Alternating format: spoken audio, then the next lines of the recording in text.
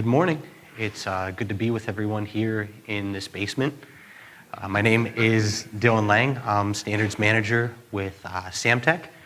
What we're going to be talking about this morning is something that's near and dear to all of our hearts, at least to mine. I don't know, maybe I'm the weird one.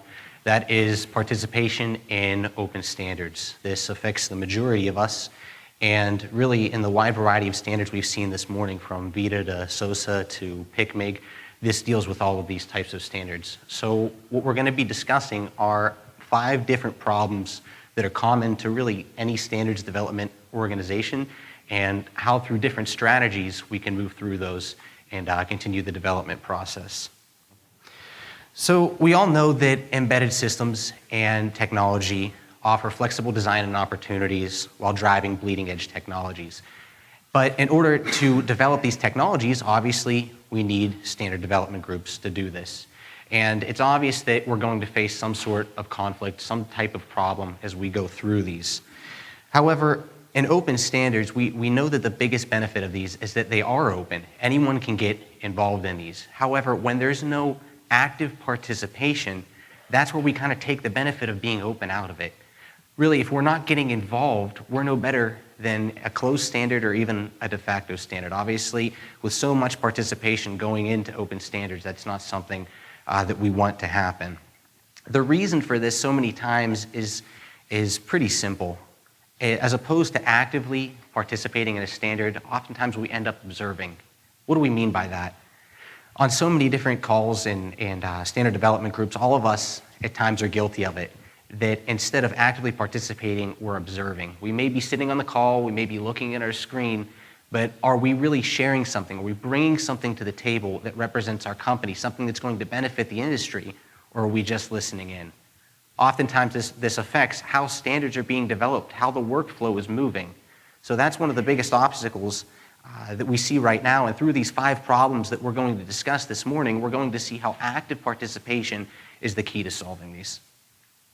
So the first problem that we're going to talk about is not being a member of a standards development organization. This one seems pretty easy, right? But yet the problem often arises. A company or an individual may have a desire to participate, but they're not a member. Oftentimes this is one of the most common problems we see in standard development. The interest may be there, but by not being a member, you're kind of closing the door on yourself, so to speak. The results of this, the individual or the company may not be able to actively participate in the discussion. It may become difficult to monitor to see really where this is going, and your voice ultimately ends up getting lost in the crowd. This happened with us personally as we were developing FMC+. One gentleman approached us with a great idea to add a temperature sensor in with the FPGA. He had his reasons for doing it, his company would benefit from it, but ultimately he wasn't a member of VITA. So what happened, his voice got lost in the crowd. We weren't able to take his concerns and put them into the standards. So at this point, that company may have to wait several years until the standard is revised now, and all because they weren't a member. So what's the solution? It's pretty simple in this case. We need to join the standard development organization that we want to be a part of. Now we may ask ourselves, how much are we going to be participating in this? Well, so many different organizations now, they offer obviously an executive or a top tier membership, but they offer a variety of different tiers as well. So if we're not sure how much involvement, how much we really want to invest into this particular organization, maybe we don't need to go for a top tier. Maybe we just need an associate membership. In this way, we'll at least be able to get our foot in the door, and as the standard's being developed, we're not going to get shut out. The second obstacle we're going to discuss is being late in the development process, at least in the VITA development world of standards. And again, this applies to any organization. One of the final steps is going through ANSI ratification.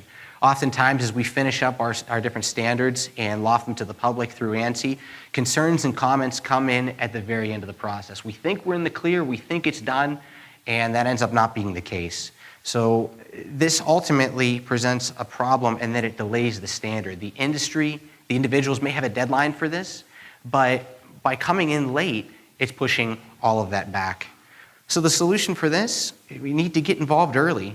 Many of these standards often start as simple work groups. They give us enough knowledge beforehand so that we can get in the door as this is just kind of getting off the ground. And that way it helps the transition from idea to standard to flow a little bit smoother.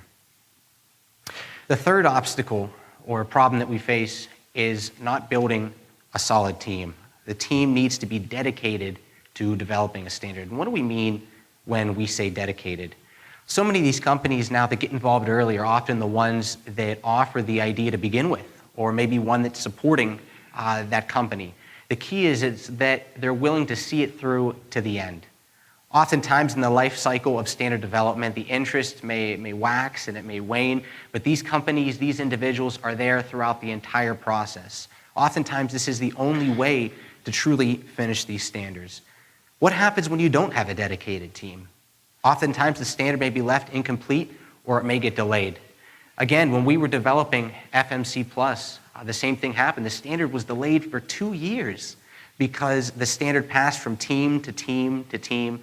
So we had our deadline, but we weren't able to reach it because of not having that dedicated team, that solid foundation. If there is a work group, the interest may get lost, people may get frustrated, people may start claiming compliance to it, but are they really?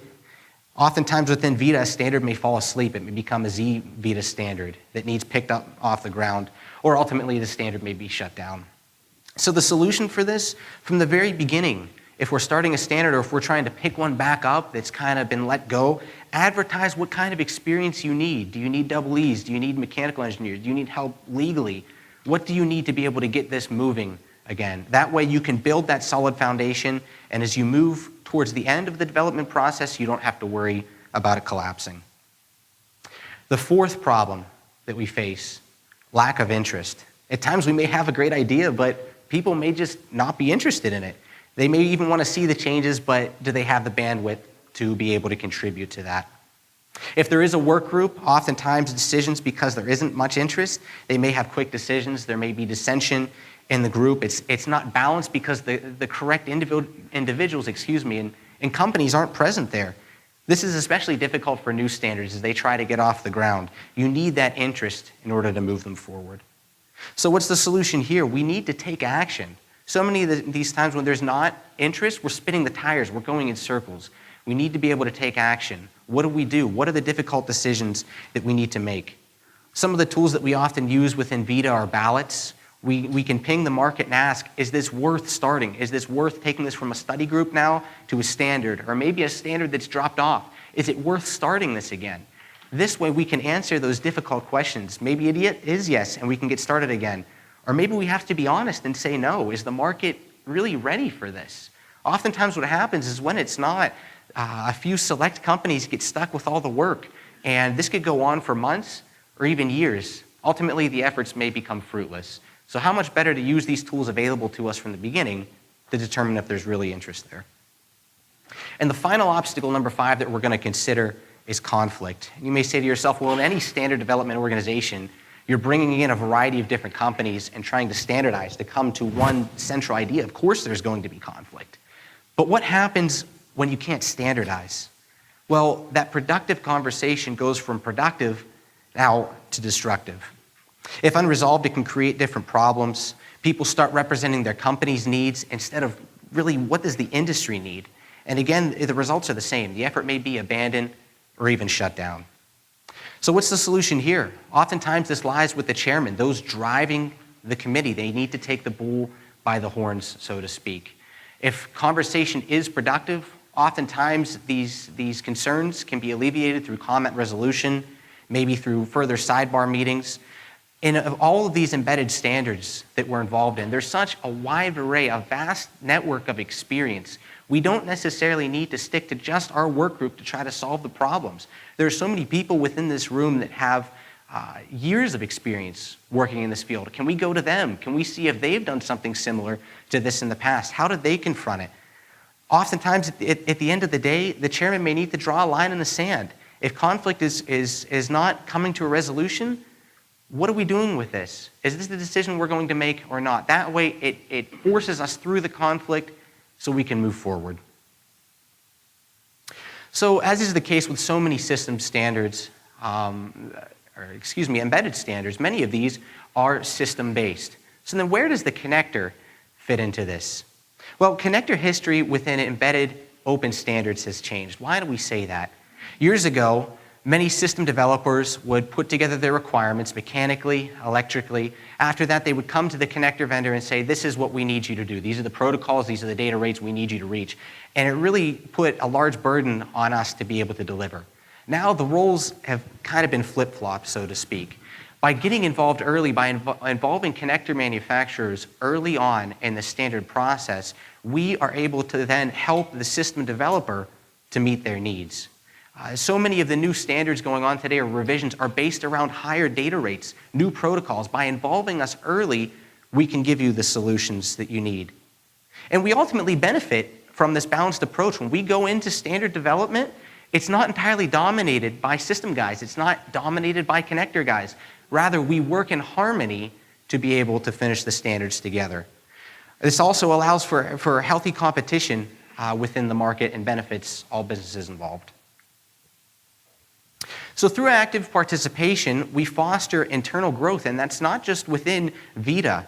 We have a wide variety of examples that we talked a little bit about yesterday, and we may talk a little bit more about today. We look at prime examples, VITA 46, VPX, 65, Open VPX, how that's contributing to SOSA, how SOSA is then contributing back to VITA. Other standards like Rugged COM Express that started in VITA are now moving over into PICMIG. And now some of the architecture from PC 104 is moving into VITA. We're a very tight-knit community, and through active participation, we start to form that synergy. And just think, if your company is a member of these various standard organizations and actively participating, the benefits start to add up pretty quickly. So what's the bottom line then? What's the takeaway for all of us in the audience today? We know that open standards are driving next-generation technologies, but this is only possible through active participation. We need to get involved. We need to realize that we don't need to be a double E to drive a work group. So many times there's a vast array of talent and specialization that is needed to finish these standards. Oftentimes you just need a few interested individuals or companies to be able to pick a standard back up off the ground and get it rolling again. And the benefits outweigh the time and the resources involved. I put here on the right just some of the benefits of joining VITA. There's participation within sponsored conferences within the VSO, and you even get free specifications. That's something that I'm sure all of us could benefit from. So I don't know if I mentioned it or not. Make sure you guys are awake. There's some homework for you here at the end. Comparing a good participant and a poor participant or an observer. What's the difference? Active participation. These ones are getting involved. They're not only representing their company's interests, but they're also representing the industry's interests. As a result, they're able to drive these standards to the finish line, and the industry benefits as well as their individual companies. So just as we spoke about, the future is now, and the future is the development of open standards. However, we can only get there as an industry and as our individual companies if we continue to foster and support active participation. So I thank you for your time and attention this morning. Does anyone have any questions?